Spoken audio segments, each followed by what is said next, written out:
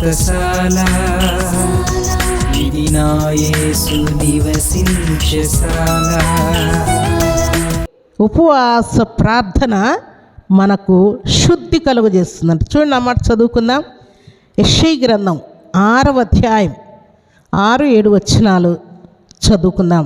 అప్పుడు శరాపులలో ఒకడు తాను బలిపీఠము మీద నుండి కారుతో తీసిన నిప్పును చేత పట్టుకొని నా యొద్దకు ఎగిరి వచ్చి నా నోటికి దాన్ని తగిలించి, ఇది నీ పెదవులకు తగిలెను కనుక నీ పాపమునకు ప్రాయశ్చిత్తమాయెను, నీ దోషము తొలగిపోయెను. ఉపవాస ప్రార్థన వలన ఏం జరుగుతుంది? మన దోషాలన్నీ కూడా తొలగిపోతూ ఉన్నాయంట. ఎలాగునంట? దేవుని యొక్క పరిశుద్ధాత్మ శక్తి అనేటువంటి నిప్పు, ఆ నిప్పు మన మీదకి వచ్చి మనలో ఉన్న పాప సంబంధమైనటువంటి దోషమును కాల్చివేస్తుందంట. దాని వలన మనం ఏమైపోతున్నాం చెప్పండి? శుద్ధి చేయబడుతూ ఉన్నాం. అలాగే దేవుని సన్నిధిలో చేరినటువంటి మనందరికీ కూడా మన ఉపవాస ప్రార్థన మనల్ని పరిశుద్ధపరుస్తూ ఉన్నది, శుద్ధి చేస్తూ ఉన్నది, మనలో ఉన్న లోపాలన్నిటినీ సరిచేస్తూ ఉన్నది. ఉపవాస ప్రార్థన మనల్ని పరిశుద్ధపరుస్తుందన్న సంగతి చాలామందికి తెలియక ఈ ఉపవాస ప్రార్థన ఉండడానికి చాలా కష్టపడుతూ ఉంటారు.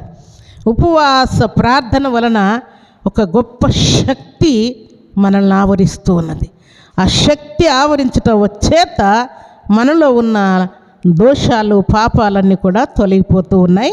తర్వాత ఉపవాసం ఉండనటువంటి వారికి వారి తప్పులు వారికి తెలియట్లేదండి. ఉపవాసం ఉంటే ఏమైతే చెప్పండి? మన తప్పేదో మనం తెలుసుకునేటట్టుగా దేవుడు కార్యం చేస్తాడు. మన హృదయంలో ఫలానా పాపము మన హృదయంలో ఉన్నది, ఫలానా దోషము నా హృదయంలో ఉన్నది, ఫలానా విషయంలో నేను పొరపాటు చేస్తూ ఉన్నాను, అజ్ఞానంగా ప్రవర్తిస్తున్నానని గ్రహించే జ్ఞానాన్ని దేవుడు ఈ పరిశుద్ధాత్మ శక్తి వలన ఉపవాస ప్రార్థన చేస్తున్నటువంటి వారికి గ్రహింపిస్తా అంట. మనది తప్పని గ్రహించటము దేవుని బిడ్డల లక్షణం. నా తప్పేమీ లేదనుకోవడము సాతాను బిడ్డల లక్షణం. అందుకని ఉపవాసం ఉన్నటువంటి ప్రతి వారిలో కూడా పదే పదే ఉపవాసం ఉండి ప్రార్థన చేస్తున్నప్పుడు వారి పాపాలన్నీ ఏం చేయబడుతున్నాయని చెప్పుకున్నాం? దోషాలన్నీ ఏమవుతున్నాయి? కాల్చబడి తొలగిపోతున్నాయి. తొలగిపోవటం వలన మనకు తెలియకుండానే మనలో ఒక గొప్ప శక్తి పుట్టినట్టుగా కనబడుతూ ఉంటుంది. ఒక గొప్ప శక్తి మనలోనికి వస్తూ ఉన్నదంట. ఈ శక్తి వచ్చటం వలన మనకు తెలియకుండానే ఇంకొక రకమైనటువంటి మారు మనసు పొంది పాపములు ఒప్పుకునే పరిస్థితి వేరు. ఉపవాసం ఉండటం ద్వారా మనలో కలిగేటువంటి మార్పు ఇంకో రకం ఉంటుంది. కొంతమంది ఉపవాసం ఉండి పనికి వెళ్తూ ఉంటారు. ఇది ఉపవాస ప్రార్థన కాదు. ఉపవాసం ఉండి డ్యూటీకి వెళ్తూ ఉంటారు. ఉపవాసం ఉండి వ్యాపారం చేస్తూ ఉంటారు. ఉపవాసం ఉండి పడి నిద్రపోతూ ఉంటారు. ఉపవాసం ఉన్న రోజే విస్తారమైన పనులు పెట్టుకుంటూ ఉంటారు.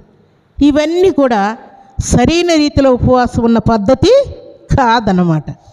నిజంగా మన ఉపవాసం ఉంటే, మన విశ్వాసమైతే మనలో ఉన్న లోపాలన్నీ మనకేం కావాలా? తెలిసిపోతూ ఉండాలి. వెంటనే వాటిని గుర్తించి మనల్ని మనం సరి చేసుకుంటూ పోవాలి. అందుకే దేవుడు ఉపవాస ప్రార్థన చెయ్యమని ఆజ్ఞాపిస్తున్నాడు. ఈ ఉపవాస ప్రార్థన చేయటం వలన మన శరీరం ఏమైతే చెప్పండి? శరీరం బలహీనమవుతుంది, కానీ ఆత్మ బలము పొందుకుంటూ ఉంటుంది. ఉపవాసం ఉన్నవారికి మాత్రమే, దేవుని సన్నిధిలో కనిపెట్టే వారికి మాత్రమే ఇది అర్థమవుతుంటుంది. ఉపవాసం ఉన్నప్పుడు శరీరం నిన్ను గందరగోళం ఊపేస్తూ ఉంటాడు. 2వ కొరింథీయులకు రాసిన పత్రిక 12వ అధ్యాయం 10వ వచనం, నేనెప్పుడు బలహీనుడనో అప్పుడు బలవంతుడను కనుక క్రీస్తు నిమిత్తము నాకు కలిగిన బలహీనతలలోనూ, నిందలలోనూ, ఇబ్బందులలోనూ, హింసలలోనూ, ఉపద్రవములలోనూ నేను సంతోషించుచున్నాను. భక్తుడైనటువంటి పౌలు అంటూ ఉన్నాడు, ఎప్పుడు నేను బలహీనంగా ఉన్నానో అప్పుడే నా దేవుడు నాకు బలం ఇస్తున్నాడని నేను గ్రహిస్తాను. శరీరం బలహీనమవుతుంది కానీ ఆత్మ ఎట్లుందంట? బలముగా ఉన్నదంట. ఆత్మ దైవ కార్యాల కోసం పరిగెత్తుతూ ఉన్నాడంట. దైవ కార్యాల కోసం ఉత్సాహముతో, ఉజ్జీవముతో ఆత్మ పరిగెడుతూ ఉందంట. అందుకని ఆయన శిష్యులతో కూడా పలికాడు. చూడండి, ఆ మాట చదువుకుందాం. మత్తయి సువార్త 26వ అధ్యాయం 41వ వచనాన్ని చదువుకుందాం. మీరు శోధనలో ప్రవేశించకుండానట్లు మెలకుగా ఉండి ప్రార్థన చేయడి. ఆత్మ సిద్ధమే కానీ శరీరము బలహీనమని పేతురుతో చెప్పి. ఆత్మ ఎప్పుడు ప్రార్థనకు సిద్ధముగా ఉంటుంది, ఉపవాసానికి ఆత్మ సిద్ధముగా ఉంటుంది, దేవుని సన్నిధికి పరిగెత్తడానికి ఆత్మ సిద్ధముగా ఉంటుంది, దేవుని పని చేయటానికి ఆత్మ సిద్ధముగా ఉంటుంది, దేవుని సన్నిధిలో సాక్ష్యం పలకడానికి ఆత్మ సిద్ధముగా ఉంటుంది, దేవుని సన్నిధిలో అర్పణివ్వడానికి ఆత్మ సిద్ధముగా ఉంటుంది. కానీ శరీరం ఏం చేస్తుందంట? ఇదన్నిటికీ ఆటంకం. ఎవరైనా నిన్ను ప్రార్థనకు, ఉపవాసానికి, దేవుని సన్నిధికి, సాక్ష్యానికి, అర్పణకు అభ్యంతరం చేస్తున్నారు అని అంటే వారెవరని చెప్పండి?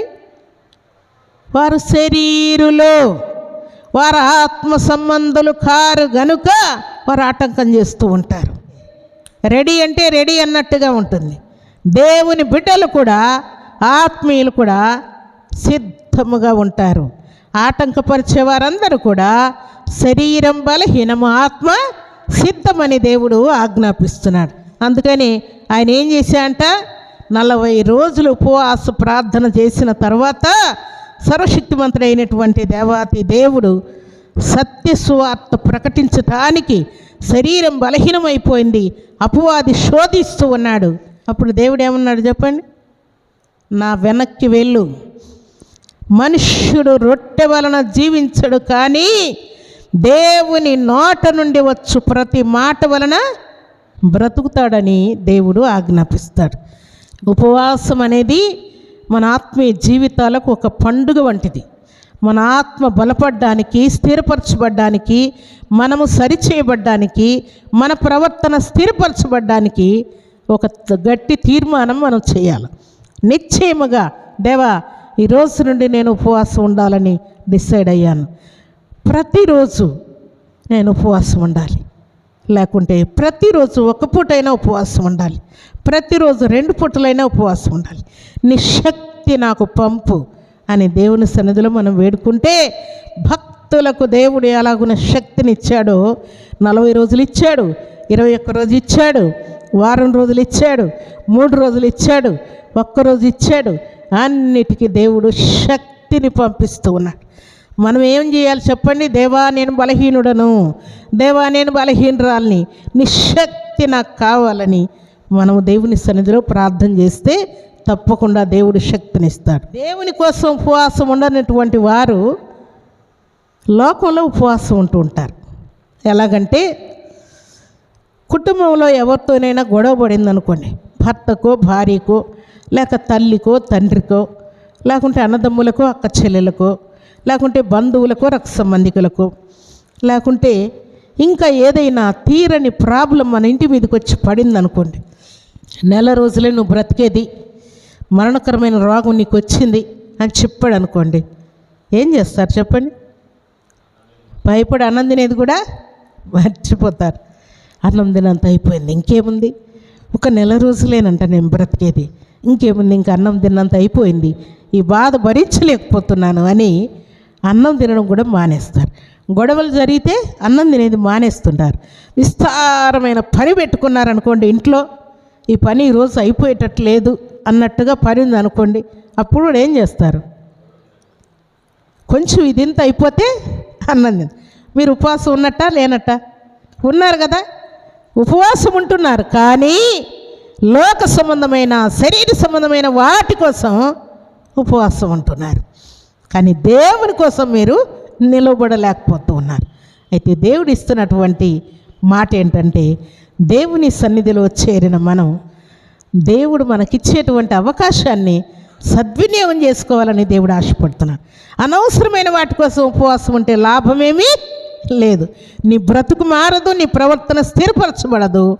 నీలో ఉన్నటువంటి గర్వము, అహంకారము, అపవాది క్రియలు లయం కాకుండా, కాల్చబడకుండా నిన్ను నీవే మోసం చేసుకుంటున్నావు. అందుకని దేవుడు ఏమన్నాడు? ఆత్మ సిద్ధమే కానీ శరీరం బలహీనం. మనము ఆత్మీయులమైతే మనం ఎప్పుడు ఎట్లుండాలా? సిద్ధముగా ఉండాలని దేవుడు ఆజ్ఞాపిస్తున్నాడు. మనల్ని ఏం చేస్తూ ఉన్నది? ప్రార్థన శుద్ధి చేస్తూ ఉన్నది. మనలో ఉన్న దోషాన్ని కాల్చివేసి మనల్ని పరిశుద్ధపరుస్తూ ఉన్నది. ఈ పరిశుద్ధత వలన మన ఆత్మ ఏమవుతా ఉన్నది? బలం పొందుకుంటా ఉన్నది. ఆత్మ సంబంధమైన అవగాహన, ఆత్మీయులు ఎవరో, భక్తి కలిగిన వారు ఎవరో, ప్రార్థనా పరులు ఎవరో, దైవజనులు ఎవరో, ప్రవక్తలు ఎవరో, విశ్వాస వీరులు ఎవరో గ్రహించేటువంటి అవగాహన దేవుడు కలిగిస్తాడు.